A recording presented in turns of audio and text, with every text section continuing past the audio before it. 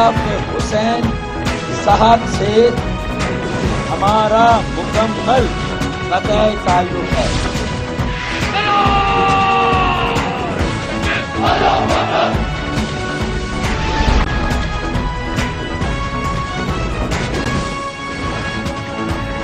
آپ دیکھ رہے ہیں خبروں، تبصروں اور تجزیات پر مبنی پاکستان کا سب سے معتبر نیوز شو دنیا، کامران خان کے ساتھ. السلام علیکم، میں ہوں کامران خان. لاہوریوں کے لیے آج اذیت کا دن تھا، اور یہ اذیت کا سامان کسی اور نے نہیں بلکہ حکومت نے، بلکہ پولیس نے فراہم کیا. اور پولیس کی آج کوشش تھی کہ سابق گورنر پنجاب سلمان تاثیر کی چھٹی برسی کی جو تقریبات ہو رہی ہیں، دعائیہ تقریبات، وہ منعقد نہ ہو، کیونکہ اس کے برخلاف ایک بڑی کارروائی ہونی تھی، ریلی ہونی تھی. تو اس تقریبات کو روکنے کے لیے پولیس نے آج طریقہ یہ نکالا کہ اس تمام مقام کو جہاں پر یہ سب کچھ ہونے والا تھا، جہاں پہ یہ تقریبات ہوتی ہیں، ان کو بلاک کر دیا. اور مجموعی طور پہ کوشش اس کی یہ تھی کہ لبرٹی چوک جانے والے تمام راستوں کو بند کر دیا جائے. اور لبرٹی چوک پر جانے والے تمام راستوں کو بند کرنے کے لیے تمام جو انتظام کیا گیا، اس کے ذریعے کنٹینرز لگائے گئے. اطراف میں ان کنٹینرز کے لگنے سے ہوا یہ کہ کلمہ چوک، گلبرگ، ایم عالم روڈ، اس کے علاوہ آغا خان روڈ، گڑی شاہو، گارڈن چوک، مال روڈ وغیرہ تک تمام ٹریفک جو تھا وہ جیم ہو گیا. اور لوگ ایسا لگا کہ آج لاہور میں کسی سمت بھی چلنا انتہائی مشکل ہے.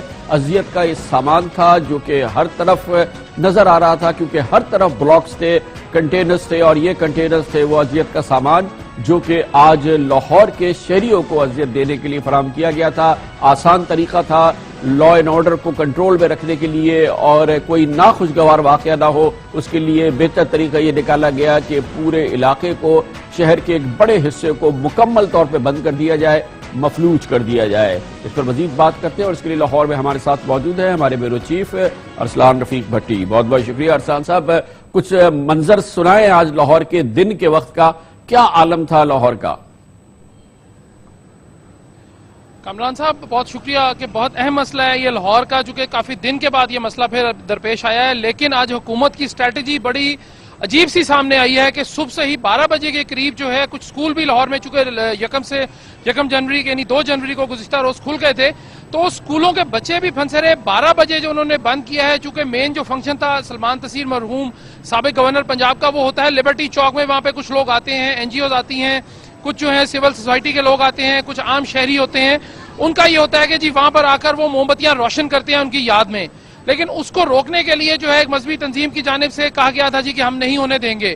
اس کے ساتھ ساتھ جو ہے جب وہ کنٹینرز جو ہیں وہ لگائے گئے کلمہ چوک میں، وہ ڈائریکٹ ایک سڑک ہے، وہ دونوں جانب سے بند کر دی گئی. اور عجیب منطق تھی کہ جو اس کے درمیان لوگ پھنس گئے وہ بیچارے نہ آگے کے رہے نہ پیچھے کے رہے، وہ پھنس گئے. اب انہیں جب کہا گیا کہ جی کنٹینرز، پولیس کو کہا گیا کہ کنٹینرز ہٹا کے ان لوگوں کو تو نکالیں، تو انہوں نے کہا جی کہ آرڈر نہیں ہے. اور جو ہی یہ کنٹینر لگے ہیں، کلمہ چوک سے ٹریفک بلاک ہونا شروع ہوئی، اور قصور تک جو ہے ٹریفک بلاک ہو گئی. تقریباً 30 کلومیٹر لمبی لائن جو ہے آج لاہور کے شہریوں نے دیکھی. اور اسی طرح جو دوسری ٹکڑی تھی اسی مذہبی جماعت کی، وہ وہاں سے نکلی جوں توں کر کے یا جس طرح بھی کر کے نکلی، وہ مال روڈ کی جانب آئی. اس کے بعد یہاں پر کنٹینرز لگنا شروع ہو گئے. بجائے اس کے کہ ان کو کوئی سنگل سائٹ دے دی جاتی یا ان کو کسی طرح راستہ دے کر ان کو کنفائن کیا جاتا، شہریوں کو جو ہے وہ مشکلات میں ڈال دیا گیا. اور 8 سے 9 گھنٹے ایک شخص اگر گاڑی میں پھنسا رہے گا تو اس کے احساسات، اس کے جذبات، خان صاحب آپ خود بہتر سمجھتے ہیں کہ کیا ہوں گے.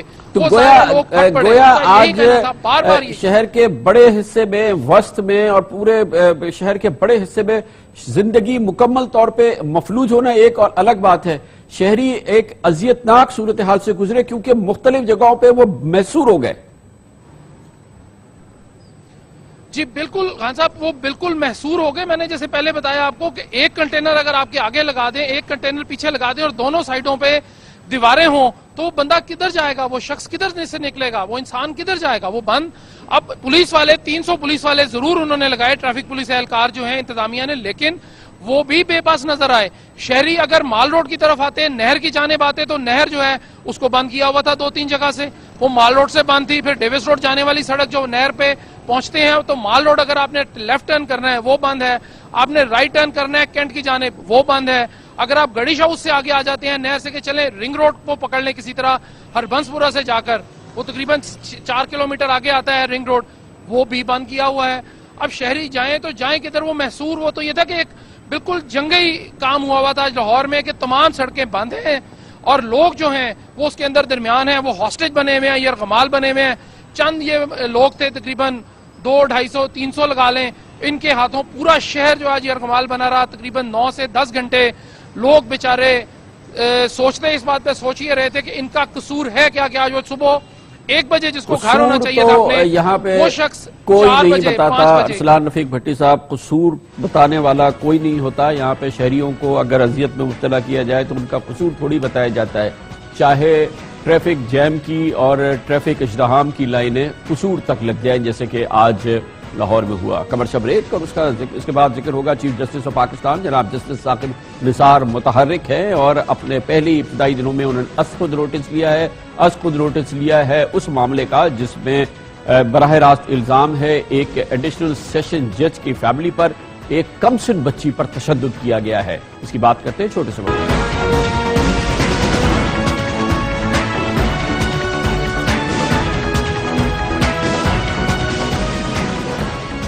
چیف جسٹس آف پاکستان جناب جسٹس ثاقب نثار اب مکمل طور پر متحرک ہیں. انہوں نے آج پہلا از خود نوٹس لیا ہے جس کے ذریعے ایڈیشنل ڈسٹرکٹ سیشن جج اسلام آباد راجہ خرم علی کے گھر میں کام کرنے والی 10 سالہ ملازمہ طیبہ پر مبینہ تشدد کا انہوں نے اب نوٹس لیا ہے اور 24 گھنٹے کے اندر معاملے کی تفصیلی رپورٹ طلب کر لی ہے. اہم معاملہ ہے, چیف جسٹس آف پاکستان کا پہلا از خود نوٹس اور یہ از خود نوٹس ہے عدلیہ کی ہی ایک رکن کے حوالے سے. یہ جو انہوں نے از خود نوٹس لیا ہے لگتا یہ ہے کہ انہوں نے سوشل میڈیا پر جو تصاویر سامنے آئی ہیں, نیوز چینلز پر جو رپورٹ نشر ہوئی ہے اس پر یہ انہوں نے نوٹس لیا ہے اور جس میں کم سن طیبہ پر دکھایا گیا ہے کہ کس طرح سے اس پر تشدد کیا گیا ہے. پولیس نے جج کے گھر سے بچی کو اپنی تحویل میں بھی لے لیا تھا. یاد رہے کہ کل طیبہ کے والد نے جج اور ان کی اہلیہ کو فی سبیل اللہ اچانک معاف کر دیا تھا.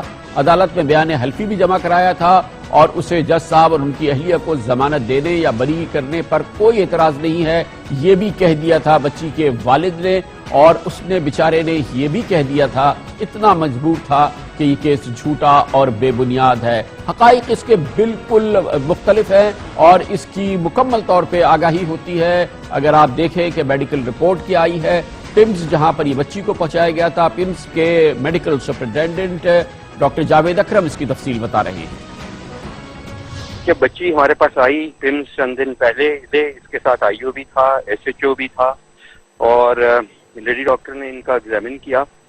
تو اس کے بعد ہمارے جو سینئر ڈاکٹرز ہیں جو ہیڈ ہیں فورینزک کے, انہوں نے ایگزامن کیا تو اس بچی نے انفیکٹ خوف میں تھی, مبتلا اور ڈینائی کیا. اس نے کہا میں سیڑھیوں سے گری. اس نے بیان تو یہ دیا ہے لیکن یہ ڈیفینیٹلی ویپن انجریز ہیں اور بلنٹ انجریز ہیں فیس پہ اور باڈی کے مختلف حصوں میں, اور ایک لیفٹ ہینڈ پہ برن انجری ہے.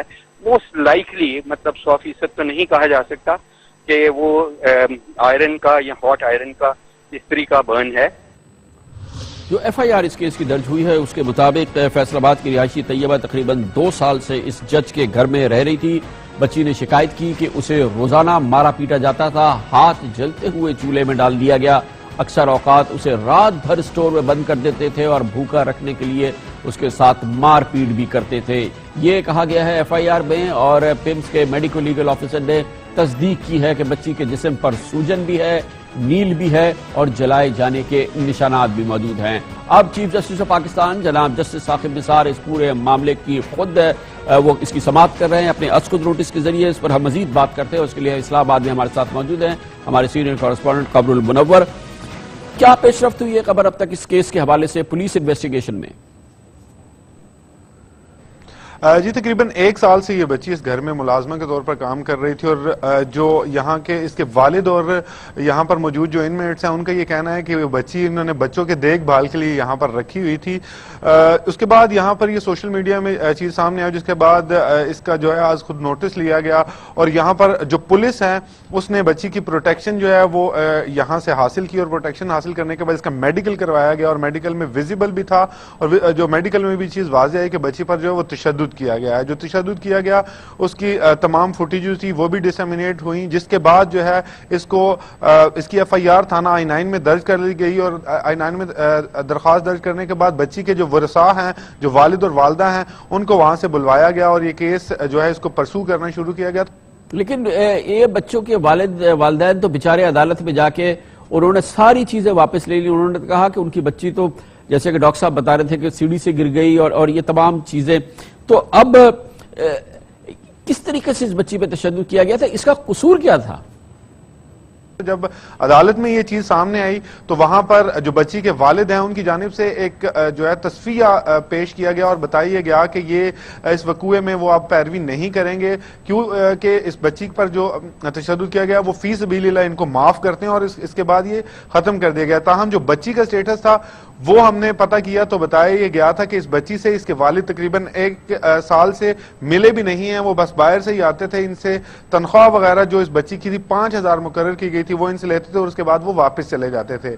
پولیس جو ہے اب اس کیس کے لیے انہوں نے باقاعدہ طور پر انکوائری شروع کی. آج جو ہے سپریم کورٹ نے بھی اس کا خود نوٹس لیا کہ یہ تصفیہ جو ہے یہ صلح نامہ کیسے ہوا, کیونکہ بچی کا جو بیان تھا وہ 164 کا بیان میجسٹریٹ نے لیا تھا, اور اس بیان میں بچی نے یہ کہا تھا کہ اس پر چولہے پر اس کا ہاتھ رکھ کے, جو ایڈیشنل سیشن جج کی اہلیہ ہیں وہاں پر انہوں نے اس کا ہاتھ رکھ کے جلایا, اور جو چائے والی ڈوئی ہوتی ہے اس سے ان پر تشدد جو ہے وہ کیا گیا. تو بچی سے جب اس میں ریزن پوچھا گیا تو اس ریزن کے طور پر بچی کو نے یہ بتایا کہ ان سے جو صفائی والا جھاڑو ہے وہ گم ہوا تھا, جس کے بعد بچی پر یہ تشدد ہوا. اس کے بعد یہ کیس سامنے آیا اور اب جو ہے اس پر باقاعدہ طور پر انکوائری کی جا رہی ہے.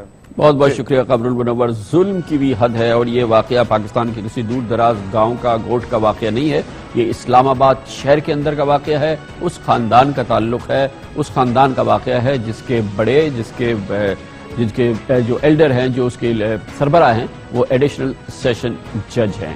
بہرحال ابھی یہ الزامات ہیں, دیکھتے ہیں کہ سپریم کورٹ آف پاکستان میں اس کیس کا کیا انجام ہوتا ہے. خبر سے بریک, اس کے بعد ذکر کریں گے BISP یعنی بے نظیر انکم سپورٹ پروگرام. پاکستان میں غریبوں کا ایک بھرپور پروگرام ہے, 100 ارب روپے سے زیادہ خزانے سے اس پہ خرچ ہوتے ہیں. کچھ اس کی شفافیت کے حوالے سے سوالات اٹھے ہیں, مگر اس میں حقیقت کیا ہے یہ جانیں گے ایک چھوٹے سے وقفے کے بعد.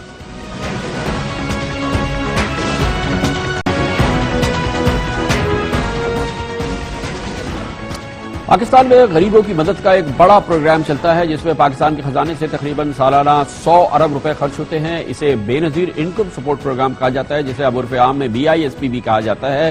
اس پروگرام کے حوالے سے سمجھا یہ جاتا ہے, پوری دنیا میں یہ اس چیز کی تصدیق کی جاتی ہے کہ غریبوں کے لیے, پاکستان کے غریبوں کے لیے یہ ایک بھرپور پروگرام ہے, بہت ہی اثر انگیز پروگرام ہے. اس کے بارے میں تازہ ترین انکشاف یہ ہوا ہے کہ اس پروگرام میں شامل ہے برطانیہ سے آنے والی امداد بھی. برطانیہ پاکستان کے اس غریبوں کو فراہم کرنے والے امداد میں باقاعدہ امداد دیتا ہے, اور اب برطانوی پارلیمنٹ میں اس حوالے سے سوالات اٹھائے گئے ہیں کہ کیا یہ امداد صحیح طور پہ استعمال ہو رہی ہے اور کیا پاکستان اس کا حقدار ہے.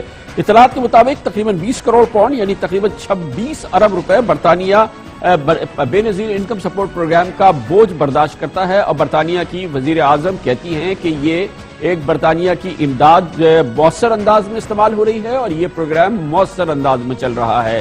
لیکن برطانیہ میں اس حوالے سے سوالات بھی اٹھے ہیں, پاکستان میں بھی اس حوالے سے سوالات ضرور سامنے آئے ہیں, لیکن مجموعی طور پہ اس پروگرام کی شفافیت اور اثر کتنا ہے یہ ہم جانتے ہیں. اور اس کے لیے ہمارے ساتھ موجود ہیں ممتاز پارلیمنٹرین محترمہ ماروی میمن, جو چیئرپرسن ہیں BISP کی. بہت بہت شکریہ.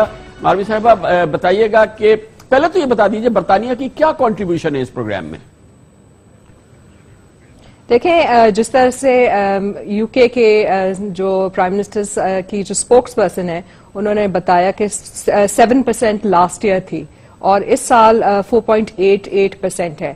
اب یہ جو ٹوٹل جو ہمارا بنتا ہے 117 ارب روپے, اس میں سے 4.88% اس سال اور لاسٹ ایئر 7% تھا. تبھی ایک انٹرسٹ اوبیسلی UK کی پارلیمنٹ ہے, لیکن مجھے بہت خوشی ہے اور اطمینان ہے کہ ڈیفینس 7-8 ارب روپے دیکھیں جی last year about that much اور اس سال اس سے کم تھوڑا سا. بٹ مجھے خوشی اس بات کی ہے کہ ڈیفینس جو ہوا ہے بسپ کا انٹرنیشنل لیول پہ ماشاءاللہ یو کے پرائم منسٹر کی اسپوکس پرسن اور ان کی طرف سے ہوا ہے, تو یہ ایک اچھی خوشائن بات ہے کہ جو انہوں نے لکھا ہے ہمارے بارے میں کہ ہمارے جو سسٹمز ہیں وہ روبسٹ ہیں. مطلب یہ کہ جو کیش ہینڈ آؤٹس ہیں اس کے ظاہری بات ہے, آپ نے ابھی ٹرانسپیرنسی کی بات کی, پوری دنیا میں یہی بات ہوتی ہے کہ ٹرانسپیرنٹ سسٹمز بنانے بہت ضروری ہیں. اب پہلے تو یہ سسٹم جس طرح سے چل رہا تھا پوسٹ سے شروع ہوا, ہمارے دور میں نہیں, جب یہ شروع ہوا پیپلز پارٹی کے دور میں, اس کے بعد یہ ایوالو ہوا, اس کا پیمنٹ میکنزم یہ اسمارٹ کارڈ پہ گیا, یہ موبائل فون بینکنگ پہ آیا, اس کے بعد ریسنٹ اس کے بعد پھر BDC بے نظیر ڈیبٹ کارڈ پہ آیا. اس میں ہم نے ہماری حکومت میں جو ہے پرائم منسٹر نواز شریف صاحب اور فائنانس منسٹر صاحب کی ہدایت کے بعد اس کو کنورٹ کرنے کی ہدایت ملی کہ یہ جو BDCs ہیں, کیونکہ اس میں ہوتا یہ تھا کہ جو عورتیں تھیں وہ ظاہری بات ہے ان پڑھ تھیں موسٹلی, تو وہ ATM چلانا خود نہیں جانتی تھیں, تو وہ کسی کو بھیجتی تھیں. اب وہ جس کو بھیجتی تھیں وہ obviously والنٹیرلی ان کو جو ہے کمیشن دیتی تھیں. تو ایک پورا ایک سسٹم بنا ہوا تھا, ایک نیٹ ورک بنا ہوا تھا. اس کو توڑنے کے لیے ہم نے بایو میٹرکلی ویریفائڈ سسٹم لانچ کیا ہے کامران صاحب. ماشاءاللہ 9 ڈسٹرکٹس میں یہ چل رہا ہے اس کا پائلٹ فیز, اور جو ہے آئی تھنک الیکشن سے پہلے انشاءاللہ تعالی ہم پورے ملک میں اس کو رول آؤٹ کریں گے. اس پہ ہمیں شاباشی ملی ہے. بتائیے گا کہ ڈیفینیٹلی یو کے نے اس پہ سیٹسفیکشن کا اظہار کیا ہے, اور آپ نے جیسے کہا کہ 9 ڈسٹرکٹ میں بایو میٹرک چل رہا ہے, ہم یہ اسیوم کر سکتے ہیں کہ یہ تو ایک فول پروف سسٹم ہے, لیکن اس کا جو فٹ پرنٹ ہے وہ ظاہر ہے پورے پاکستان میں ہے. جہاں جہاں یہ بایو میٹرک ابھی نہیں ہے وہاں پہ احتمال تو ہے کہ اسمارٹ کارڈ کا استعمال نہیں آتا, یا ATMs کا نہیں آتا, یا دوسری وجوہات کی بنا پر استحصال تو ہو سکتا ہے غریب خواتین کا, غریب خاندانوں کا. لیکن اس کا امپیکٹ, اس کا جو امپیکٹ ہے, جو اس پروگرام کا جو امپیکٹ ہے وہ ہر سال جو ہے اس کو ریویو کیا جاتا ہے. پہلے نہیں ہوتا تھا, جب سے نون لیگ کی حکومت آئی ہے یہ دوسرا سال ہے. پہلے سال جو ہے سپٹمبر 2015 میں پریزیڈنٹ ممنون حسین صاحب جو ہمارے پیٹرن ان چیف ہیں, انہوں نے اس کا امپیکٹ اسیسمنٹ جس کو کہتے ہیں وہ لانچ کی تھی. اب آج ہی ان سے میٹنگ ہوئی ہے, اور اسی مہینے سیکنڈ امپیکٹ اسیسمنٹ میرے دور میں جو ایکچولی تھرڈ ہے وہ لانچ ہوگی اسی مہینے انشاءاللہ تعالیٰ. تو اس کا امپیکٹ جو آپ جو فٹ پرنٹ کی بات کر رہے ہیں وہ جو ہے کھانے پہ آتا ہے کہ ہنگر آپ کیسے ختم کر رہے ہیں, میل نیوٹریشن کیسے آپ کم کر رہے ہیں, ہیلتھ پہ بہت فرق پڑتا ہے. اور یہ ماشاءاللہ جو یو کے کی جو ایڈ ہے موسٹلی یہ 1.3 ملین جو بچے آؤٹ آف اسکول ہیں ان کو ان اسکول لانے کے لیے بھی یوز کی جا رہی ہے. سو آپ سوچ سکتے ہیں کہ یہ صرف اسٹائپنڈ کا ایشو نہیں ہے کہ جو انکنڈیشنل کیش ٹرانسفر, ان کا جو ہے کنڈیشنل کیش ٹرانسفر میں بھی کافی وہ ہے. لیکن بے شک ان کی پرسنٹیج وائز اسمال آپ کہہ سکتے ہیں 4.88 یا 7% ایک چھوٹا اماؤنٹ ہے, کیونکہ بیسک اماؤنٹ جو ہے زیادہ جو میجورٹی ہے اس کی وہ پاکستان کی حکومت دیتی ہے. اور یہ سمجھنا بہت ضروری ہے کہ ڈیفٹ ورلڈ بینک ADB اس کا ایک چھوٹا پورشن ہے, کوئی اباؤٹ 10% سے تھوڑا کم اس کا لگ بھگ بنتا ہے ان سب کا. بہت بہت شکریہ محترمہ ماروی میمن. یہ وہ پروگرام ہے جس کے ذریعے پاکستان کے غریب خاندانوں کو تقریباً ماہانہ 2000 روپے ملتے ہیں, اور ظاہر ہے غریبوں کے لیے 2000 روپے مہینہ ایک بڑی مدد ہوتی ہے. کمرشل بریک, اور اس کے بعد ذکر کریں گے پاکستان سٹاک مارکیٹ کے چرچے پوری دنیا میں ہے. یہاں پر لوگ زبردست منافع کما رہے ہیں, لیکن ان کی تعداد بہت کم ہے. بہت سارے پاکستانی ابھی یہاں سرمایہ کاری نہیں کرتے کیونکہ جانتے نہیں ہیں, مگر یہ آج لگتا ہے کہ تمام ریکارڈ ٹوٹے چلے جا رہے ہیں پاکستان سٹاک مارکیٹ کی. اس کے بارے میں بات کرتے ہیں چھوٹے سے وقفے کے بعد.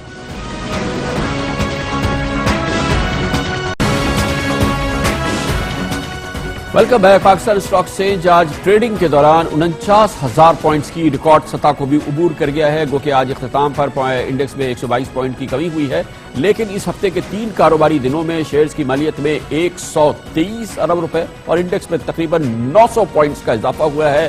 تقریباً ناقابل یقین صورتحال ہے پاکستان سٹاک ایکسچینج میں ایگزوبرنس کی. گزشتہ پورے سال میں سٹاک ایکسچینج میں سرمایہ کاروں کو 46% منافع ہوا, جو دنیا میں اس کو نوٹس کیا جا رہا ہے اور اس کو سراہا جا رہا ہے, اور اس کی کارکردگی کے حوالے سے کہا جا رہا ہے کہ پاکستان کی سٹاک مارکیٹ ایشیا کی سب سے بہترین سٹاک مارکیٹ ہے. اس حوالے سے یہ بات سامنے آ رہی ہے. دنیا کی یہ 5ویں نمبر کی سب سے بہترین مارکیٹ سمجھی جا رہی ہے. فوربس میگزین کہتا ہے کہ پاکستان سٹاک مارکیٹ نے 2016 میں 40% کا تاریخی اضافہ کیا ہے, اور سٹاک مارکیٹ نے 2009 سے اب تک 400% ترقی کی ہے. مگر ایک بات اہم ہے کہ بہت زیادہ منافع بن رہے ہیں, لوگوں کی سرمایہ کاری کا زبردست رزلٹ آ رہا ہے, مگر بہت محدود سرمایہ کار ہیں پاکستانی جو کہ स्टॉक मार्केट समझते हैं और वहाँ पे सरमायाकारी करते हैं। इस पूरे मौजू में बात करते हैं। उसके लिए हमारे साथ मौजूद है मोहतरम शाहिद अली हबीब, जो चीफ एग्जीक्यूटिव ऑफिसर हैं आरिफ हबीब लिमिटेड के। बहुत बहुत शुक्रिया शाहिद हबीब साहब। आप फरमाइएगा कि ये तो रफ्तार मुसलसल बढ़ रही है, रिकॉर्ड रोजाना टूट रहे हैं, मगर इसमें अभी रिस्क क्या है? किस जगह से ये तेज चलती हुई गाड़ी जो है वो रुक सकती है या इसमें रुकावट आ सकती है? आई थिंक जो मार्केट बढ़ने के सबसे पहले तो ये देखने चाहिए कि फंडामेंटल रीजंस हैं कि नहीं है। मेरे ख्याल से तो फंडामेंटल रीजंस हैं और लोकल लिक्विडिटी मार्केट में बहुत ज़्यादा आ गई है और ये लोकल लिक्विडिटी जो है वो ड्राइव कर रही है थ्रू म्यूचुअल फंड्स और बैंक्स के थ्रू, और उसने बड़ी कंफर्टेबली जो है वो फॉरेन आउटफ्लो जो $340 मिलियन का 2016 में आया उसको एब्जॉर्ब किया। तो मुझे लगता है कि अभी भी हमारे जो आगे जो पॉजिटिव चीज़ें हैं वो इतनी ज़्यादा हैं कि जिसकी वजह से मुझे लगता है कि रिस्क फैक्टर थोड़े से कम हैं।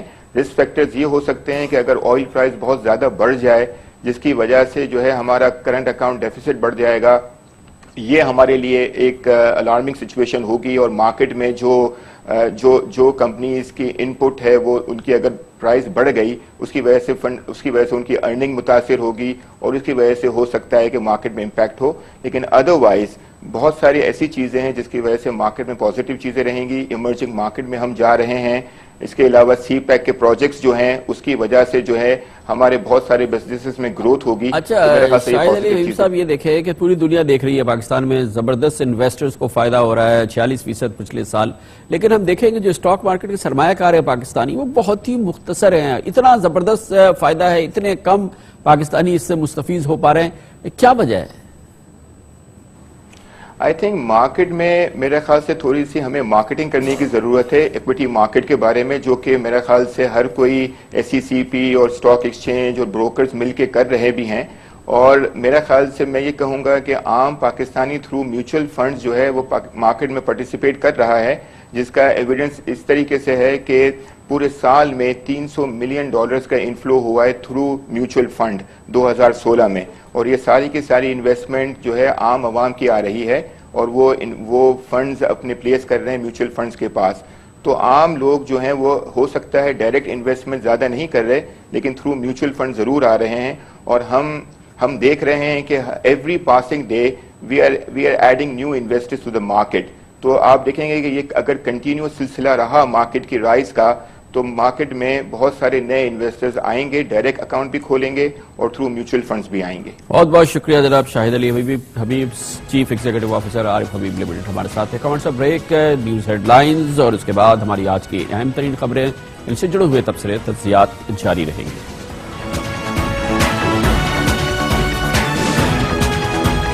पनामा केस में असर नौ समाअत शुरू हो गई है। आज इसकी पहला दिन था और भरपूर समाअत हुई है। और आज इस बेंच जिसकी सरबराही 5 रुकनी बेंच जिसकी सरबराही जनाब जस्टिस आसिफ सईद खोसा कर रहे हैं, उसने वाज़ेह कर दिया कि इस समाअत का रोजाना इसकी समाअत हुआ करेगी इस केस की, और इसके साथ ही उन्होंने कहा कि इसे किसी सूरत में इंतबा का शिकार नहीं होने दिया जाएगा। हर रोजाना सुबह 9:30 बजे से 1 बजे तक तकरीबन 3.5 घंटे तक इसकी समाअत रोजाना सुप्रीम कोर्ट ऑफ पाकिस्तान की ये 5 रुकनी बेंच करेगी।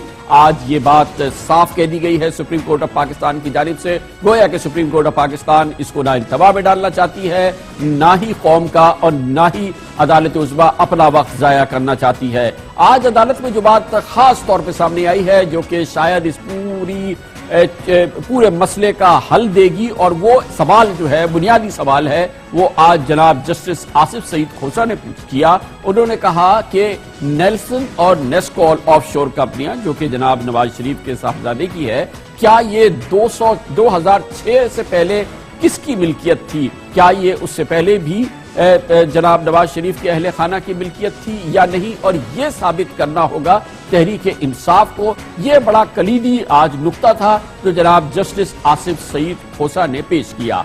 आज की समाअत के दौरान एक और बड़ी खास बात थी कि तहरीक इंसाफ के सरबराह जनाब इमरान खान एक बार फिर इस समाअत के दौरान मौजूद थे, मगर आज उन्होंने अदालत में रोस्ट्रम पर आए और उन्होंने अपना मौक़िफ़ पेश किया। वो अपनी नशिस्त से उठे, آگے بڑھے, روسٹرم پر آئے اور انہوں نے ایک بہت اہم بات کی. انہوں نے کہا کہ اپوزیشن کا کام الزام لگانا ہوتا ہے, یہ اپوزیشن ساری دنیا میں کرتی ہے. انکوائری کر کے الزامات کو ثابت کرنے کے لیے ادارے موجود ہیں. گویا کہ جناب عمران خان نے کہا کہ عدالت یہ توقع نہ کرے کہ سارا ثبوت جو ہے وہ تحریک انصاف ہی فراہم کر دے گی. اس کے لیے وہ خاص طور پر روسٹرم آئے اور انہوں نے کہا کہ حزب اختلاف نے اپنا کام کر دیا, یعنی کہ اس نے الزام لگا دیا. ایک موقع پر جسٹس اعجاز الحسن نے استفسار کیا کہ کیا کوئی ایسی دستاویز ہے کہ 1993 میں نیکسول کمپنی حسین نواز کی ملکیت تھی, جس پر تحریک انصاف کے وکیل نعیم بخاری نے جواب دیا پورے کیس میں یہی تو ایک راز کی بات ہے. تحریک انصاف کے وکیل نعیم بخاری نے آج کیا دلائل دیے اور ان پر سپریم کورٹ آف پاکستان کے معزز جج صاحبان نے کیا استفسار کیا, کیا ریمارک سامنے آئے, پورا کیس آپ سمجھیے اس تاریخی کیس کی آج کی سماعت کے حوالے سے ہم آپ کو سناتے ہیں. پاناما کیس میں آج تحریک انصاف کے وکیل نعیم بخاری نے دلائل دیتے ہوئے کہا کہ وزیر اعظم نواز شریف کے خطاب میں قطری سرمایہ کاری کا کوئی ذکر موجود نہیں تھا. وزیر اعظم نے کہا کہ جدہ اسٹیل مل کی فروخت سے لندن فلیٹس لیے گئے. نواز شریف کے بچوں مریم, حسن اور حسین نے بھی غلط بیانی کی. وزیر اعظم صادق اور امین نہیں رہے. جسٹس شیخ عظمت سعید نے ریمارکس دیے کہ عدالت سے صادق اور امین کی ایسی تشریح نہ کرائیں کہ ملک میں کوئی الیکشن ہی نہ لڑ سکے.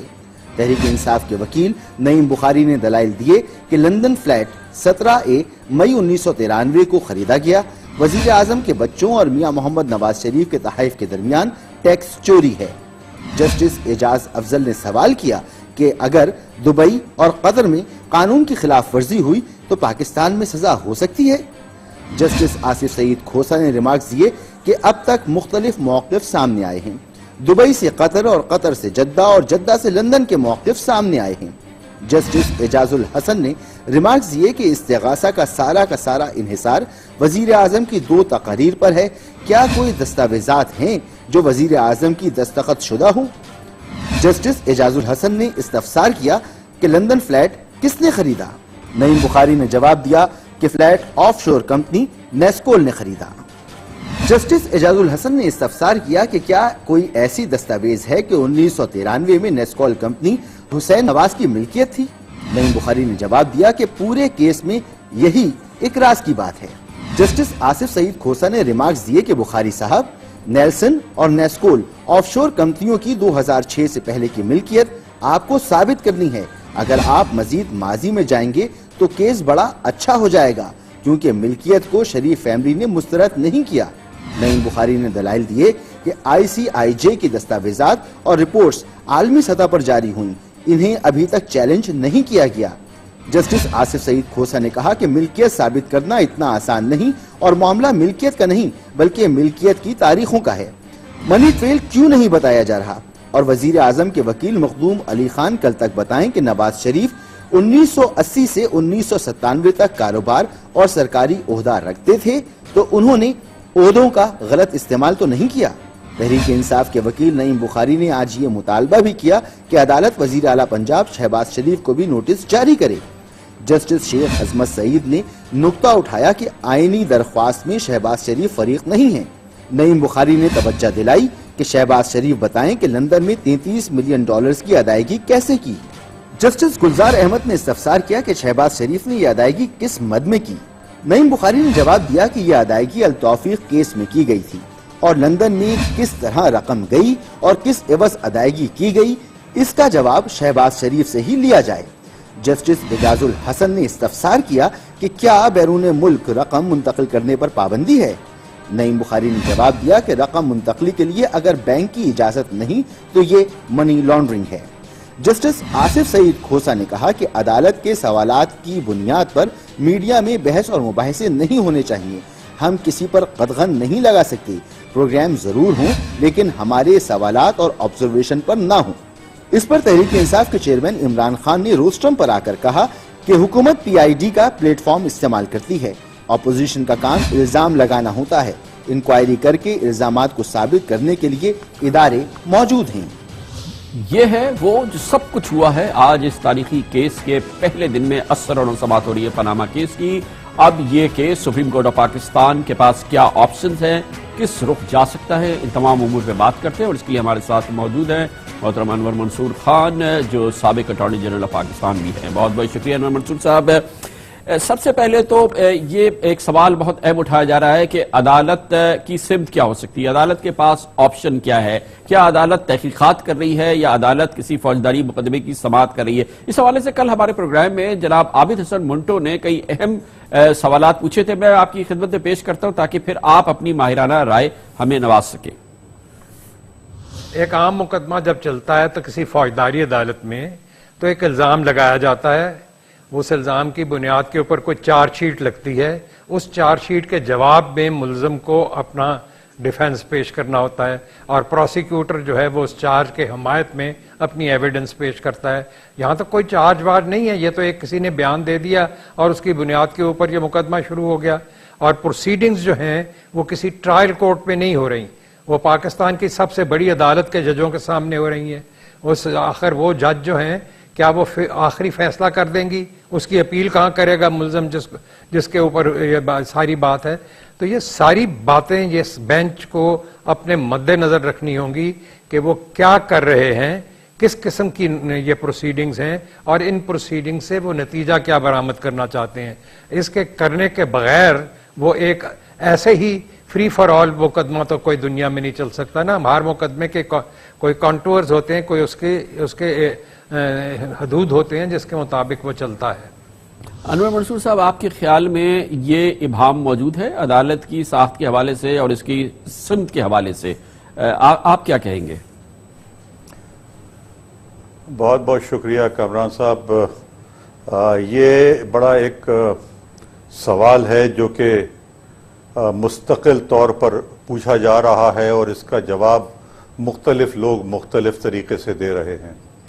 جو یہ سوال جو کیا گیا ہے وہ بیسیکلی یہ ہے کہ کس حد تک ایک سپریم کورٹ اپنے آئینی اختیارات کو آگے لے جا سکتی ہے اور کس حد تک ایک فیصلہ کیا جا سکتا ہے. دو چیزیں ہیں اس کے اندر. سپریم کورٹ کے اختیارات اوریجنل سائٹ کے ضرور ہیں, اوریجنل جورسڈکشن بھی موجود ہے, مگر وہ اوریجنل جورسڈکشن جو ہے وہ بہت لمیٹڈ ہے. لمیٹڈ ان دا سینس کہ اگر کسی دو پروونسز میں جھگڑا ہے یا فیڈریشن آف پروونس میں جھگڑا ہے تو اس صورت میں اوریجنل جورسڈکشن کا اختیار ہے. سو موٹو کا اختیار بھی ہے, مگر سو موٹو کے اندر وہی اگین ایشو آتا ہے کہ جو فنڈامنٹل رائٹ ہے وہ کوسچن آف پبلک امپورٹنس ہے. یہ بیسیکلی ایک سو موٹو کیس کی طرح چلایا جا رہا ہے. ہم نے دیکھا ہے پچھلے دنوں میں کہ بہت سارے سو موٹو کیسز لیے گئے اور اس میں کوئی نہ کوئی فیصلہ بھی کر دیا گیا. میں وہ بات کر سکتا ہوں پیمرا کے چیئرمین کی, جب ان کو ہٹایا گیا یا مختلف لوگوں کو, یہ سب سو موٹو کیسز تھے اور لے کر ان کو کیا گیا. اس میں اب یہ جو معاف کیجئے گا, ایک چیز سے یہ فرما دیجئے گا کہ اس میں باقاعدہ تحقیقات کی ضرورت نہیں ہے. مثال کے طور پہ کچھ دستاویزات پیش کی گئی ہے, یہ معاملات بین الاقوامی دستاویزات کے ہیں. عدلیہ کے پاس کیا اس وقت کی عدلیہ کیسے ان کی تحقیقات کرے گی, اس کی حقیقت جانچے گی, اس کی صنعت کو پہچانے گی؟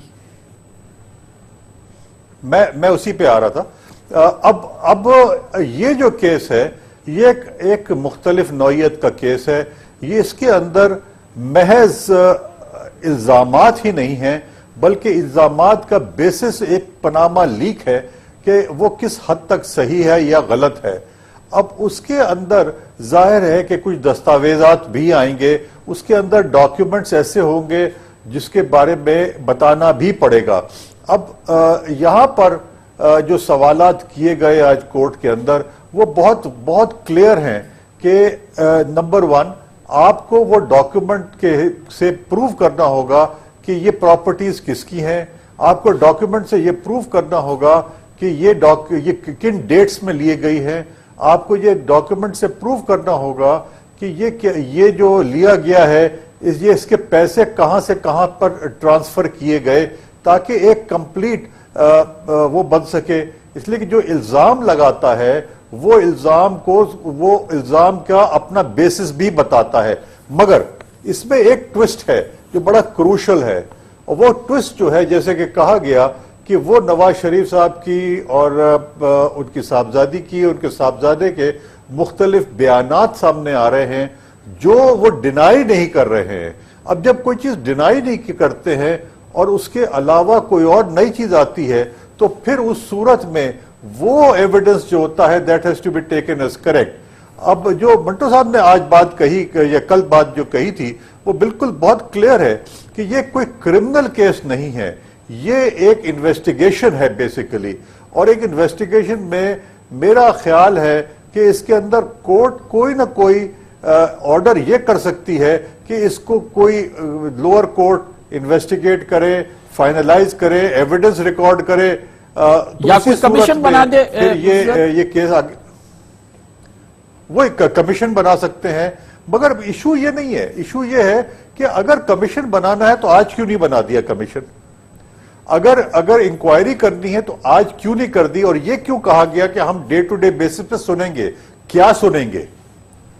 یہ سنیں گے کہ کیا ڈاکیومنٹ ہے، یہ سنیں گے کہ کیا پروف ہے، یہ کیا ایویڈنس لیڈ کروائیں گے. یہ ایک بڑی عجیب سی ایک سچویشن کریٹ کر دی ہے جس کو کہ کاؤنٹر کرنا بڑا مشکل ہو رہا ہے کہ ہم یہ کہیں کہ کون سی جورسڈکشن سپریم کورٹ جو ہے وہ اپنے آگے لے کے چلی ہے. سپریم کورٹ کی جورسڈکشن بعض چیزوں میں بڑی لمیٹڈ ہے، بعض میں بڑی ایگزاسٹو ہے. اب جہاں یہ تو بالکل ایک اوریجنل سائٹ کی جورسڈکشن کے اوپر چلے ہیں جس میں کہ بڑی لمیٹڈ سکوپ ہے، بٹ ظاہر ہے کہ سپریم کورٹ ہے، کورٹ آف الٹیمیٹ جورسڈکشن ہے اور وہ ڈیسائیڈ کرتی ہے کہ کس حد تک وہ جا سکتی ہے. تو اب دیکھتے ہیں اس کے اندر کس طرح سے آگے نکلتے ہیں. بہت بہت شکریہ جناب انور منصور صاحب بھی اس ابہام کو شیئر کر رہے تھے جو سپریم کورٹ آف پاکستان کی سماعت کے حوالے سے، اس کی سمت کے حوالے سے ہے اور اس کیس کی جو اسکوپ ہے اس حوالے سے اب بھی موجود ہے. سپریم کورٹ آف پاکستان دراصل کس سمت میں اس کیس کو لے کے جانا چاہتی ہے. خبر سے بریک اور اس کے بعد ہمارے ساتھ موجود ہوں گے وفاقی وزیر دفاع پانی و بجلی جناب خواجہ محمد آصف. پاناما کیس کہاں جائے گا؟ جاوید ہاشمی صاحب کے جوڈیشل مارشل لاء کے الزامات کا اب حکومت کیا کرے گی؟ آپ کے وعدوں کا کیا ہوا؟ ان تمام سوالوں کے جواب کے لیے خواجہ آصف ہمارے ساتھ ہوں گے وقت کے بعد.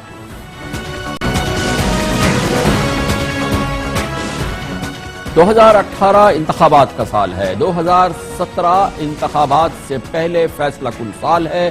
حکومت اپنے وعدوں پر عمل درآمد کر کے دکھائے، چیلنجز کو جیتے، ان کا مقابلہ کر کے اپنی کامیابی کو یقینی بنائے اور وہ تمام چیزیں جو کہ اب تک نہیں کر سکی اگلے 1.5 سال میں کر کے دکھائے. ان تمام امور پہ بات کرنے کے لیے ہمارے ساتھ موجود ہیں محترم خواجہ محمد آصف، موجودہ حکومت کی انتہائی اہم شخصیات میں سے ایک ہے، وفاقی وزیر دفاع پانی اور بجلی ہمارے ساتھ اسلام آباد سے موجود ہے. بہت بہت شکریہ خواجہ صاحب.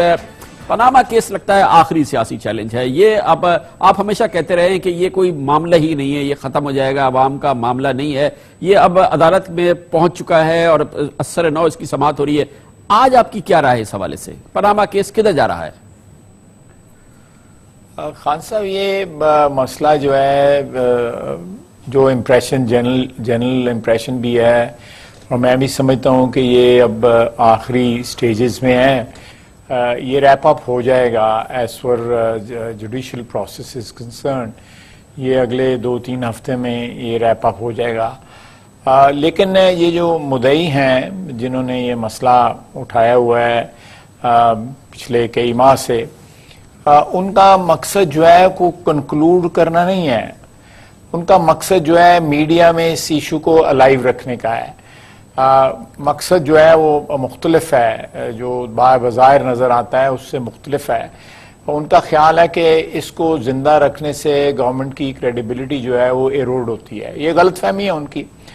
لیکن اگر انشاءاللہ تعالی جو کوالٹی آف ایویڈنس جو سامنے آ رہی ہے، میں اس پہ زیادہ کمنٹ نہیں کرنا چاہتا، وہ اس سے تو یہ ظاہر ہوتا ہے کہ سوائے میڈیا ایک ہائپ کریٹ کرنے کے اور کوئی ان کا مقصد حل نہیں ہوگا. میں نے آج سے 6 ماہ قبل بھی خان صاحب عرض کی تھی کہ یہ ایشو جو ہے پاکستانی عوام کا ایشو نہیں ہے.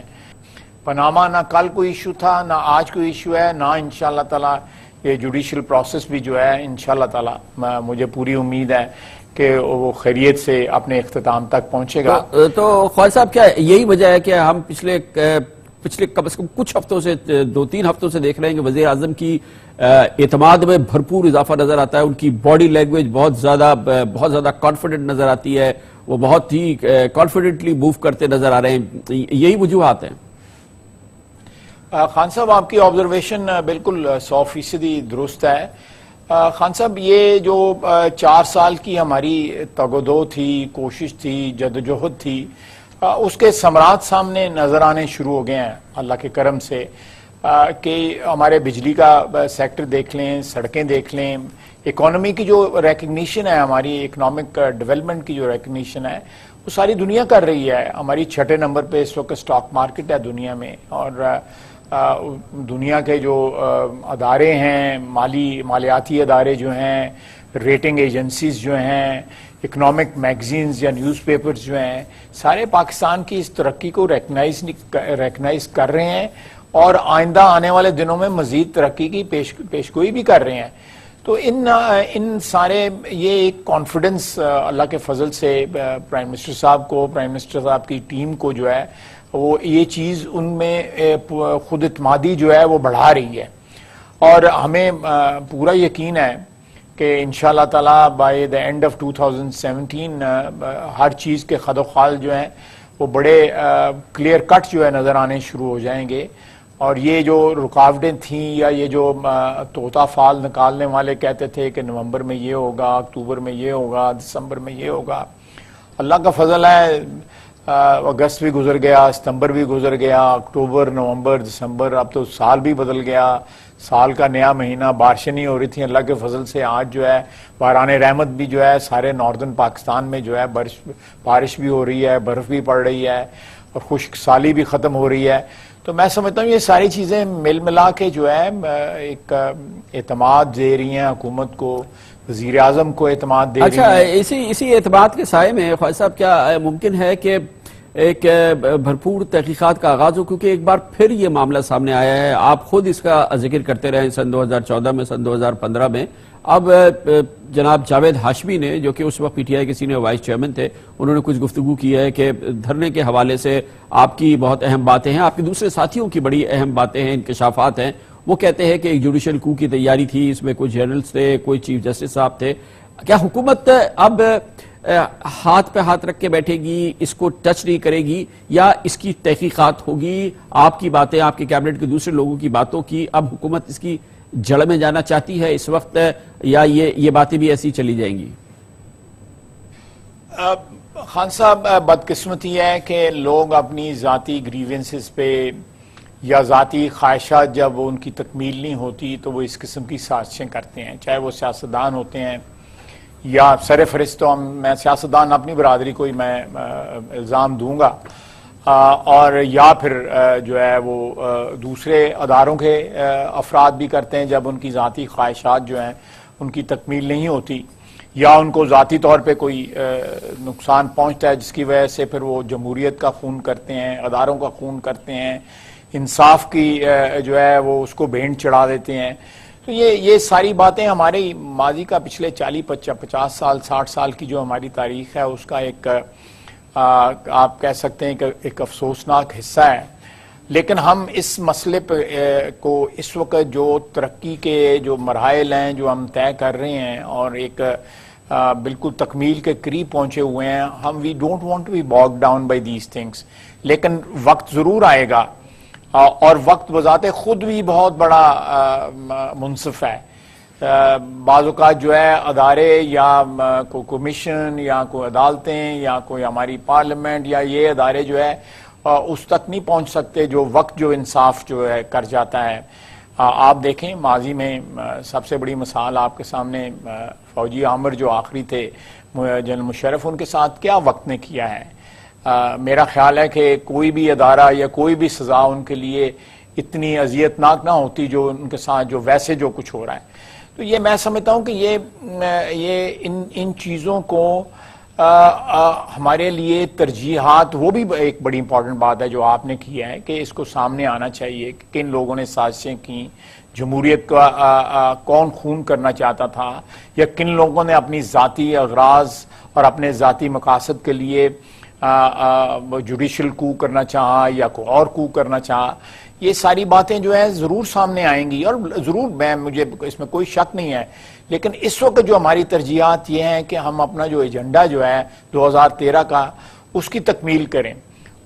اچھا، ایک امپورٹنٹ بات یہ ہے کہ خواجہ صاحب یہ سلسلہ چل رہا ہے پچھلے 40-50 سال سے، یہی الزامات، یہی بلیم گیم یہی چل رہا ہے، لیکن یہ جو ہم بات کر رہے ہیں یہ آج کی بات کر رہے ہیں، یہ تاریخ کا حصہ نہیں ہے، یہ آج کا حصہ ہے. یہ تیسری حکومت ہے پی ایم ایل این کی جس میں پھر یہی الزامات سامنے آ رہے ہیں، یہی گفتگو سامنے آ رہی ہے.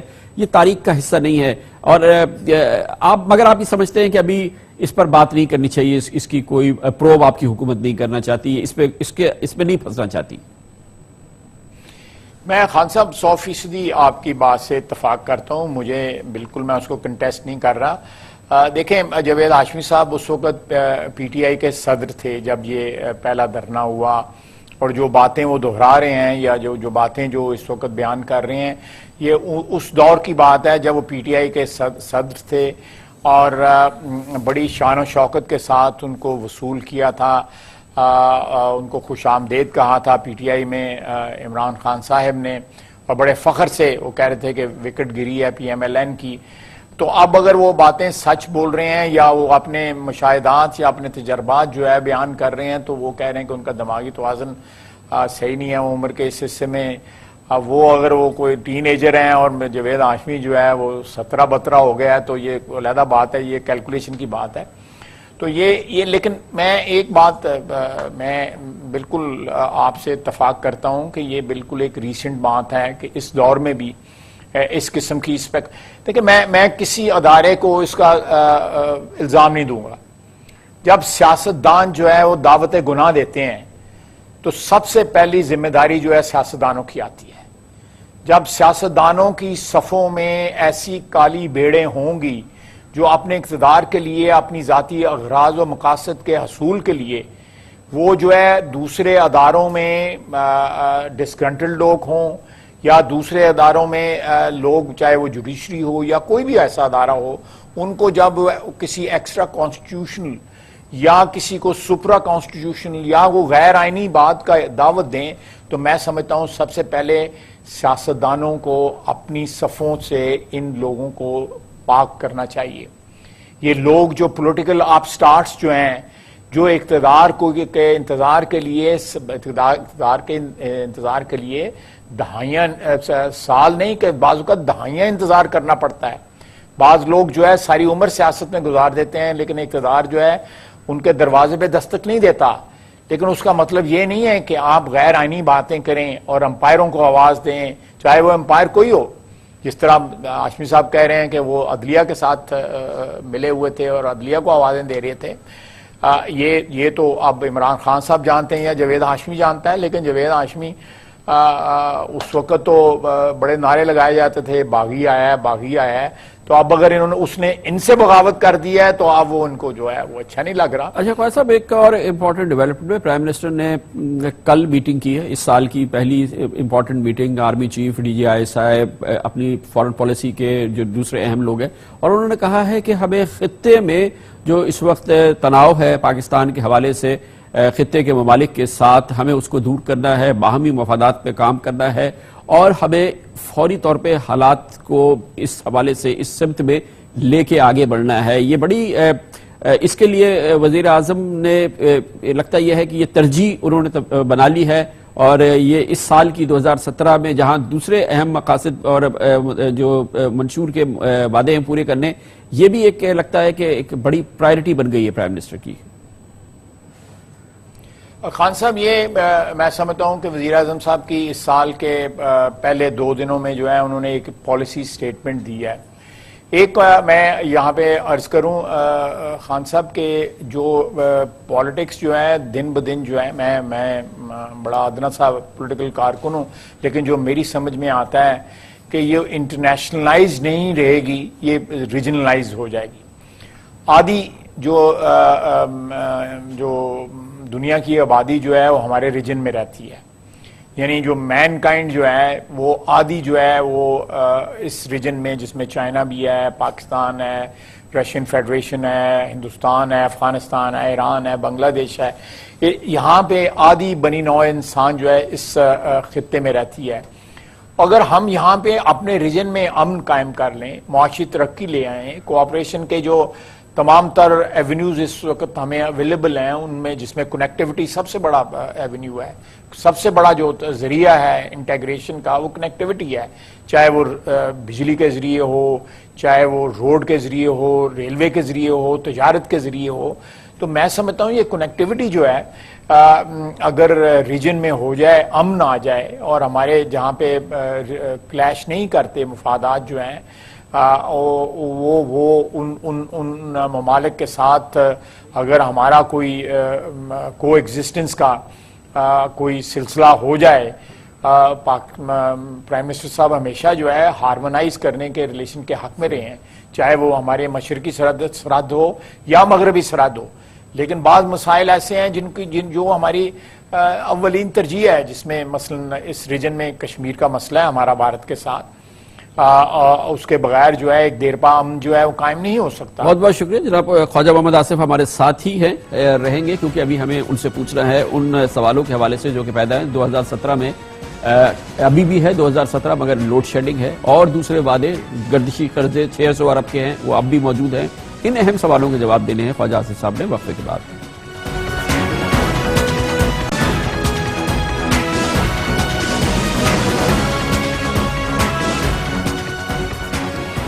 دو 2013 میں قوم سے جن وعدوں کے ذریعے الیکشن جیتا گیا تھا، پاکستان مسلم لیگ نون کی حکومت کے لیے وقت آ گیا ہے کہ قوم کو بتائے کہ اس نے وہ وعدے پورے کر لیے ہیں. قوم بھی منتظر ہے. 2017 اس سلسلے میں کلیدی سال ہے. اس تمام موضوعات پہ بات کرنے کے لیے ہمارے ساتھ موجود تھے وقفے سے قبل اور اب بھی ہیں ہمارے ساتھ وفاقی وزیر دفاع پانی اور بجلی جناب خواجہ محمد آصف. خواجہ صاحب، جو جن وعدوں کی بنیاد پہ الیکشن جیتا تھا آپ کی جماعت نے، ان میں سے کلیدی جو وعدے تھے ان کا تعلق آپ کی وزارت سے تھا، آپ کی ذمہ داری بھی تھا کہ وہ وعدے پورے کیے جائیں گے. سن 2017 میں ان وعدوں کے حوالے سے جن کا تعلق آپ کی وزارت کے حوالے سے کیا ماحول ہے؟ کیا کیا آپ ڈیلیور کرنے والے ہیں اس سال؟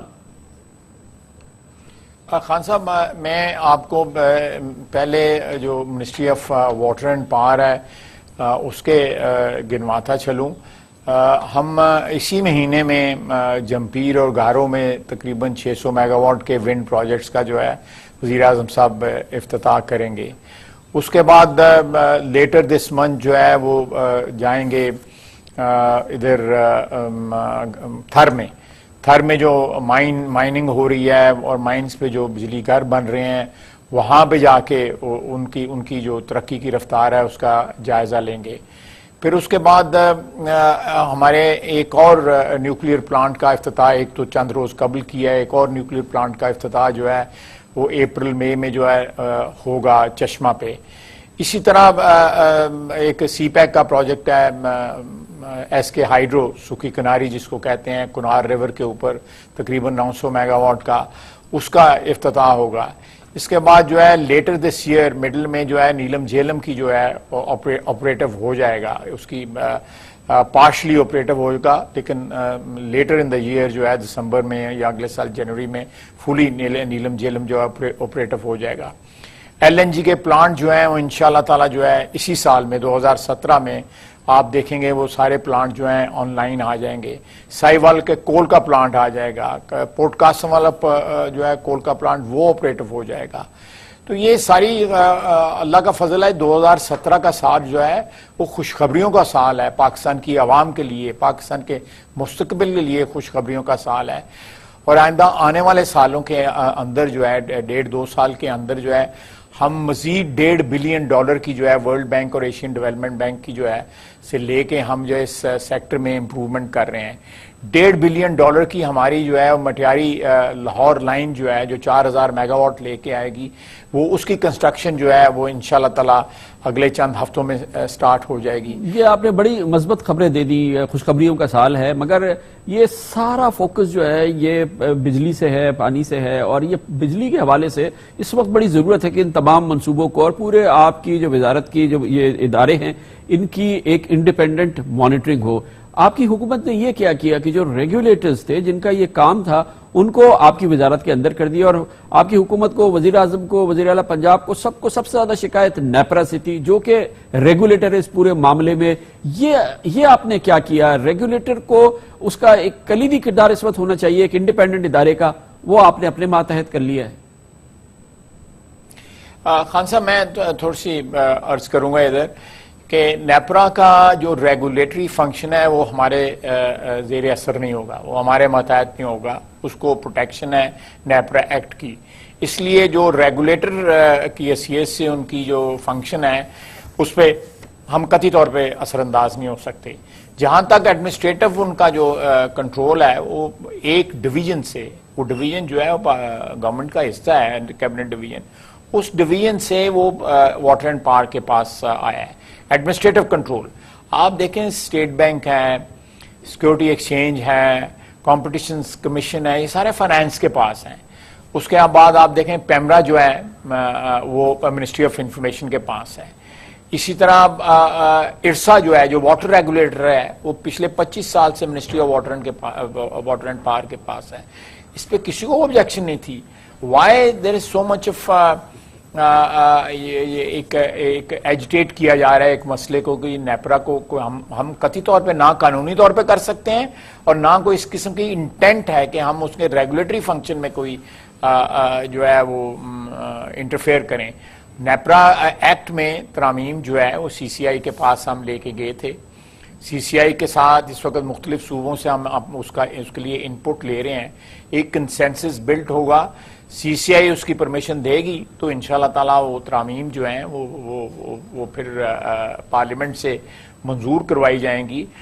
کوئی ایسا قدم نہیں اٹھایا جائے گا جو قانون کے خلاف ہو یا آئین کے خلاف ہو. اچھا صاحب یہ فرمائیے گا کہ یہ سمجھ میں آ گیا ریگولیٹر کی بات کہ یہ 2017 جو ہے یہ آپ نے فرمایا تھا کہ آپ کی حکومت کا یہ وعدہ تھا کہ یہ گویا کہ یہ جو گرمیاں ہیں یہ آخری گرمیاں ہیں لوڈ شیڈنگ کی, اس کے بعد سے آئندہ سال سے گرمیوں میں اور ویسے بھی پاکستان میں لوڈ شیڈنگ نہیں ہوگی, تو یہ آخری لوڈ شیڈنگ کا سال ہے.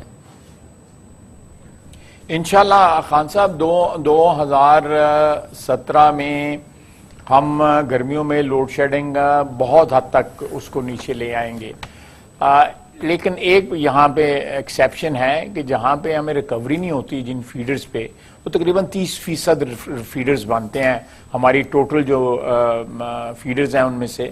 وہاں پہ لوڈ شیڈنگ جو ہے ریکوری کے مطابق کی جائے گی. فرض کریں اگر کہیں پہ کم ریکوری ہے کم لوڈ شیڈنگ ہوگی, کہیں پہ زیادہ ریکوری جو ہے وہ ڈیفالٹ میں ہے وہاں پہ زیادہ لوڈ شیڈنگ ہوگی. وہ ایک ایسا چیز ہے کہ اگر ہم وہاں پہ بجلی سپلائی کریں گے اور ہمیں اس کے واجبات نہیں ملیں گے تو یہ ہم اٹھا نہیں سکتے اس کا بوجھ جو ہے. پھر وہ کسی نہ کسی اور طرف شفٹ ہوں گے تو پھر لوگ کہیں گے کہ بجلی مہنگی ہو گئی ہے.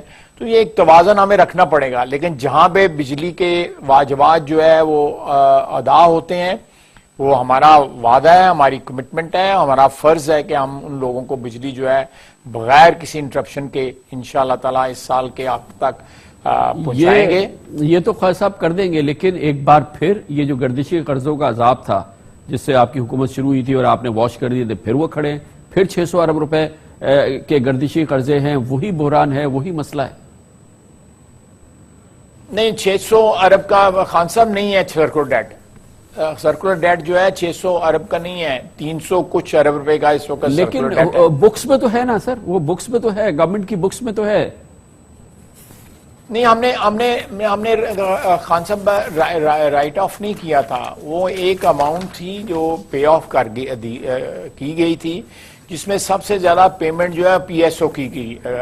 لیکن گورنمنٹ نے پے آف تو کر دیا, لیکن اس کو پے آف نہیں ہوا نا, اس لیے وہ بکس میں موجود ہے.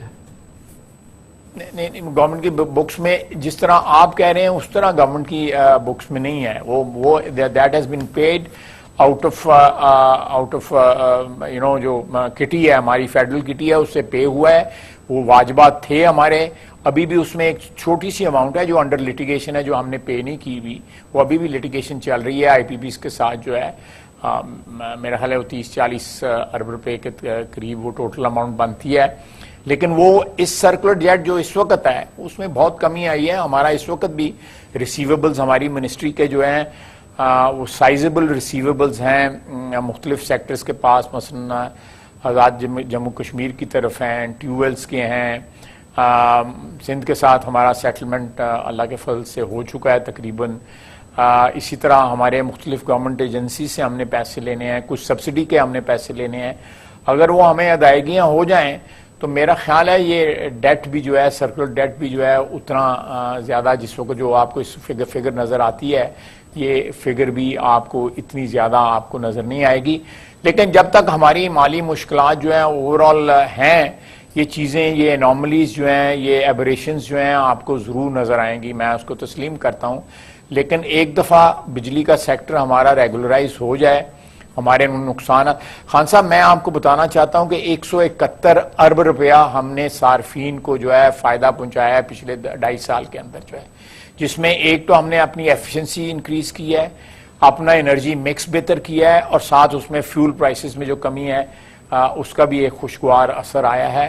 लेकिन 171 अरब रुपया $2.25 बिलियन जो है हमने सार्फिन को जो है पास ऑन किया है पिछले लेकिन ख्वाजा साहब आपने 171 अरब रुपए खर्च कर दिया, खजाना तो आपको ये देने के लिए तैयार नहीं है और आपका सेक्रेटरी यानी कि आपकी वजारत के secretary SOS letter prime minister को लिख रहे हैं कि डार साहब को कहें, फाइनेंस मिनिस्ट्री को कहें कि हमारे पैसे दें वरना तो इस मुल्क में एक बहुत बड़ा बिजली का बहरान आने वाला है। ये तो एक वैसे ही आपकी खुद मिनिस्ट्री कह रही है कि एक बड़ा क्राइसिस खड़ा है, ये खर्चा तो हो गया मगर मिनिस्ट्री ऑफ फाइनेंस तो आपको पैसे नहीं दे रही। खान साहब आपको हर चीज का पता लग जाता है। अब खान साहब आपको हर चीज का पता लग जाता है, अब क्या किया जाए। लेकिन ये सिचुएशन तो है ना। नहीं ये बातचीत चल रही है, कोई ना कोई इंशाल्लाह ताला जो हमारी अदायगी हैं वो हो जाएंगी। हम लगे हुए हैं कि जो हमारे जो इस वक्त रिसीवेबल्स हैं वो जल्दी अदा हो जाए, क्योंकि फिर वो एडवर्स इफेक्ट करेंगे हमारी परफॉर्मेंस के ऊपर अगर वो रिसीवेबल्स अदा ना हुए तो। बहुत अभी ये गुफ्तगू चल रही है, इसलिए मेरा ख्याल है मुझसे कोई मैं ऐसा कोई कमेंट नहीं करना चाहता कि जिससे वो उस चीज पे कोई असरअंदाज हो, कोई मनफी असर हो। बहुत बहुत शुक्रिया जनाब ख्वाजा मोहम्मद आसिफ। कमर्शियल ब्रेक, उसके बाद जिक्र करेंगे एक बार फिर कराची की किस्मत जागी। जनाब आसिफ अली जरदारी कल बिलावल हाउस से निकले, जा तो रहे थे डॉक्टर आसिम से मिलने, national institute of cardiovascular disease, और सामना आ गया वो चीज जो कराची का अजाब है, यानी कि कराची के कूड़ों का ढेर, टूटी हुई सड़कें। और national institute of cardiovascular disease में जब उनकी गाड़ी दाखिल होने लगी तो गटर का पानी था वो उछल पड़ा, गाड़ी थोड़ी देर के लिए फंस गई और फिर जाहिर है कि वो हुआ जो हर जगह होना चाहिए कराची में, उसके असरात नजर आए हैं। इसकी बात करते हैं छोटे से वक्त के बाद।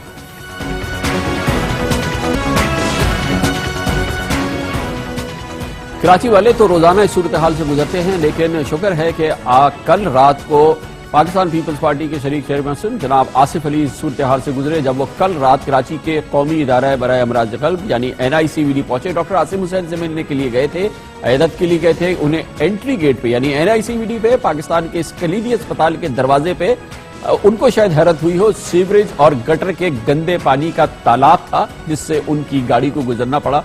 जाहिर है कि नागवार गुजरा होगा, लेकिन वो लोग जो कि इस अमराज क़ल्ब के अस्पताल में रोजाना जाते थे, इससे पहले सोचे कि उन पर क्या गुजरती होगी, फिर पूरे शहर पे क्या गुजरती होगी, क्योंकि आसिफ जरदारी साहब तो बिलावल हाउस से निकले और NICVD गए और उनको ये सामना करना पड़ा, जिसके बाद ऑब्वियसली उसका फॉल आउट हुआ। उन्होंने अस्पताल के मेन गेट पर गंदगी और उबलते हुए गटरों और टूटी फूटी सड़क पर अपनी शदीद नापसंदगी का इजहार किया और फिर इसके बाद जाहिर है कि फीडबैक वो हुआ जो कि होना था। कल रात جو صورتحال تھی NICVD کے گیٹ کی آج دن میں جو صورتحال تھی وہ دیکھنے سے تعلق رکھتی ہے.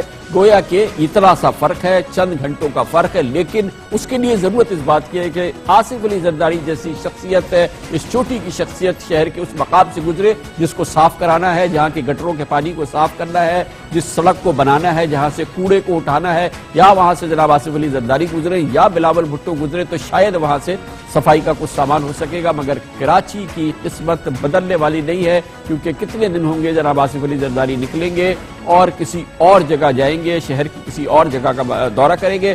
آج وزیر اعلیٰ سید مراد علی شاہ آبویسلی کل رات کے واقعے کے بعد فوری طور پہ آج صبح متعلقہ افسران کو لے کے بیٹھے, ان کو سنائی, ان سے کہا کہ بھائی جلدی کرو, ٹھیک کرو. لیکن جو کچھ شہر کا حال ہے وہ اس وقت آپ کے سامنے ہے. کراچی کا ہر شہری جانتا ہے کہ کراچی کی تمام پورا کا پورا شہر کوڑے سے اٹا ہوا ہے, سڑکیں ٹوٹی ہوئی ہے, حالت دگرگو ہے, اور وہ لوگ جو یہ صفائی خود اپنے ہاتھ سے کرنا چاہ رہے ہیں, متحدہ قومی موومنٹ نے, پاکستان نے پہلے ہی ہتھیار پھینک دیے ہیں. دوسری انجمنیں جو خود جھاڑو اٹھا کے نکلی تھی وہ بھی تھک رہی ہیں, تھک ہار کے واپس آ رہی ہیں. ان میں سے ایک انجمن ہے JDC, اس کے جنرل سیکرٹری ظفر عباس ایک بار پھر ہمارے ساتھ موجود. بہت بہت شکریہ ظفر عباس صاحب. یہ بتائیے گا, آپ کی انجمن بڑی کوشش کر رہی تھی صفائی کرنے کی, لگتا ہے کہ آپ لوگ بھی تھک گئے. سر اصل میں ہم آج کی ڈیٹ میں بھی ہمارے آفس میں دن کی 200 سے 250 اپلیکیشنیں آ رہی ہیں. لوگ اپیل کر رہے ہیں کہ ہمارے بچوں کو چکن گونیا ہو رہا ہے, اسپتالوں میں جگہ نہیں ہے, جن اسپتالوں میں مریض جا رہے ہیں ان کے باہر صفائی کریں, کیا کیا کریں. آج ہم نے 4 علاقوں میں صفائی کا سوچا تھا آج بھی, جس کے اندر منورہ مسجد نارتھ احمد آباد, جس کے اندر Karachi medical dental college north Ahmedabad, federal بھی ایریا کا پیپرز چورنگی والا ایریا. لیکن اتنا زیادہ کچرا ہے کہ میں 7 لاکھ روپے ایک دن میں کہاں سے لا کے لگاؤں. وہ تو چلے ایک مہم ہم نے شروع کی تھی کہ ہمارا ایک بجٹ تھا 60 لاکھ روپے کا. اس وقت یہ پوزیشن ہے کہ آج ہم نے تقریباً 2 ٹرالیاں اور ایک ڈمپر لے کر ہم گئے, لیکن ہمیں اندازہ ہوا کہ ہم نے اس کچرے کو چھیڑا تو جو وہاں سے تعفن اٹھے گا اس کے بعد جو فساد کھڑا ہوگا اس کو کون سنبھالے گا, یا تو پورا صاف کیا جائے. تو میں نے اس کی پھر تصویریں بنائی, فوٹیج بنائی, اور وہ اپنے پاس ریکارڈ. اتنے بڑے بڑے کوڑے کے ڈھیر ہیں کہ اب انسانی بس میں نہیں ہے ان کو اٹھانا, کر ہی نہیں سکتے. آپ دیکھیں نا, ہم نے جہاں سے کچرا اٹھایا تھا کامران صاحب, ویری نیکسٹ ڈے وہاں پر اتنا ہی کچرا دوبارہ موجود تھا. تو اگر ہم 4.5 لاکھ روپے 5 لاکھ روپے خرچ کر کے ایک NGO ایک جگہ سے کچرا اٹھا رہی ہے, اگلے دن اتنا ہی کچرا وہاں موجود ہے. اس کا مطلب سسٹم جو وہ چاہ نہیں رہا. ابھی ہمارے کراچی کے میئر ہیں, انہوں نے صفائی مہم کو آج ان کا 35واں دن ہے, تو انہوں نے ہمیں جب یہ مہم شروع ہوئی تھی تمام NGOs کو بلایا تھا, اس میں ہم بھی گئے تھے. جب ساری بات چیت ہوئی تو جو اس میں مین چیز سامنے آئی کہ جو ہمارے ہیڈ ہیں یا وفاق جو ہے, جب وہ پیسہ ہی نہیں دے رہا اس مہم کے لیے, وہ کہہ رہے ہیں 2 ارب سال کا دے دو, ہم شہر چمکا دیں گے. آپ 50 کروڑ روپے دیگر چیزوں پہ تو خرچ کر لو گے, لیکن اس کے لیے نہیں دے رہے. جب ان کے پاس وسائل نہیں تو میں نے ان کو ایک ریکویسٹ کی, میں نے کہا سر ہم NGOs IBS ZBS کے بچوں کو جھاڑو پکڑا دیتے ہیں, کتنے دن پکڑائیں, 1 ہفتہ 2 ہفتہ 1 مہینہ سب کر دیتے ہیں ہم, لیکن سر شہر صاف نہیں ہوگا. اگر آپ کو وسائل نہیں مل رہے, 2 لائنیں سر. میں نے وسیم اختر صاحب اور ان کی پوری کابینہ موجود تھی, میں نے کہا سر آپ یا تو ہماری طرف آ جائیے, ہم سب مل کے سارا کچرا اٹھاتے ہیں اور پروٹیسٹ کرتے ہیں. بصورت دیگر ہم آپ کی طرف آتے ہیں, آپ اپنی مشینری استعمال کریں, ساری مشینری لے چلیں, ایئرپورٹ کو بند کریں سر, ریلوے اسٹیشن پہ کھڑی کریں, اور جو بڑے ادارے وہاں کریں تاکہ ان کی توجہ تو ہو گیا. آپ نے کراچی شہر کو رکشوں کا شہر, گندگی کا شہر, بے روزگاری کا شہر, آپ یہاں دیکھ لیں کون سا کرائم نہیں ہو رہا ہے, اور کباڑ پوری. اچھا, یہ کچرا ایک طرف ہے, یہ جو سڑکیں ہیں ہموار سڑک, ایک گڑھوں سے پاک سڑک, گٹر کے پانی سے, یہ تو NICVD کا حال ہے جہاں پہ زرداری صاحب جا رہے ہیں. یہ امراض قلب کا اسپتال ہے, اس یہ بڑی مثال ہے کہ شہر کا کیا حال ہوگا. سر لاسٹ پروگرام میں, آپ کے پروگرام میں میں نے بات بتائی تھی کہ اس اسپتال میں جہاں زرداری صاحب گئے, اس اسپتال میں ویٹنگ ایریا ہی نہیں ہے. وہ مریض جو سکھر سے اپنے دل کے مریض باپ کو لے کر آ رہا ہے جیسے تیسے, وہ کہاں رہتا ہے, کھلے آسمان کے نیچے. تو یہ سب چیزیں تو ان کو اس وقت معلوم ہوں گی جب ان کو کبھی اس ویٹنگ ایریا میں جانے کا اتفاق ہوگا. چلیں آج انہوں نے گٹر کا پانی صاف کر دیا, اب جا کے وہاں کی ایمرجنسی کا ایک بار راؤنڈ کر لیں, وہاں کی ویٹنگ ایریاز دیکھ لیں. آپ میرے ساتھ چلیے, ابھی میں آپ کو عباسی شہید لے کر چلتا ہوں واٹر پمپ سے. سر سب سے بڑی چورنگی بیچ میں پڑے گی, پیپرز چورنگی, سڑک ہی نہیں ہے, گھٹنے پانی کھڑا ہوا. ابھی چلیں آپ میرے ساتھ, میں آج شام میں وہاں پر آیا ہوں کام کر کے. اب ہم نے وہاں کی, ہم اس سے پہلے مختلف علاقوں میں سڑکیں بھی دلوا چکے ہیں ہماری NGO, لیکن اب مسئلہ یہ کہ میں اتنی بڑی شاہراہوں کی سڑک تو نہیں دلوا سکتا کہ میں اب پیپرز چورنگی کی سڑک دلوائے میرا ادارہ, یا ہم سخی حسن کے پاس جو کام چل رہا ہے اس کے جو سائڈ پہ کٹ بنے ہیں اس کے اتنے بڑے گڈھے ہیں جس کی کوئی انتہا نہیں. یہ تو NICVD کا حال ہے, لیاقت آباد اسپتال کا, عباسی شہید اسپتال کا, قطر اسپتال. سر سب چھوڑ دیں, یہ چکن گونیا بیماری کس علاقے میں آئی کچرے کی وجہ سے, ملیر میں. آپ سعود آباد اسپتال چل دیتے کہ جہاں لوگ فٹ پاتھ پر سو رہے تھے, باہر اتنا کچرا تھا جس کی کوئی انتہا ہی نہیں ہے, اور کوئی بھی پوچھنے والا نہیں ہے. اب ان دی اینڈ وہاں کے لوگوں نے ہم سے درخواستیں کی, ہم نے کہا کہ اگر ہم اٹھاتے تو کہیں کوئی فساد کی پوزیشن نہ بنے. پھر ہم نے وہاں کی انتظامیہ کو بولا کہ خدا کے لیے یہ کچرا اٹھوائیں, اور اس کے بعد میڈیا نے اس کو دکھایا تو اس کے بعد تھوڑی ہلچل. मची। और ये सड़कों की कई अस्तरकारी के लिए अब कुछ हलचल हो रही है कुछ? देखिए, हमने तो अपने प्रोटेस्ट का टाइम दोबारा दिया था, उससे पहले इन्होंने हसन स्क्वायर से तो शुरू कर दी है सड़क, हसन स्क्वायर से सफूरा वाला काम शुरू किया, लेकिन जो अतराफ की सड़कें उधर पानी इतना खड़ा हुआ है, पता नहीं क्या प्रॉब्लम है, घरों में पानी नहीं आ रहा है, और जो आपके अपने जहां से पानी के टैंकर चलते हैं वहां पानी की फरावानी लाजिम, मतलब वो पानी जब बह के सड़क पे आ रहा है, जो वो सड़कें सब मुतासिर हैं और कोई उसके ऊपर किसी किस्म का काम नहीं हो रहा है। ये एक झलक है जो कि आप देख रहे हैं कराची की ज़बू हाली की, और वही कराची जिसके बारे में इमरान खान ने कहा कि ये मोंजेदारो बन गया है, कराची वालों को उठ खड़ा होना होगा। इसके साथ ही हमारे आज के प्रोग्राम का इख्तिताम होता है। कल आपसे फिर मुलाकात होगी। कल तक के लिए कामरान खान को इजाजत। अल्लाह हाफ़िज़।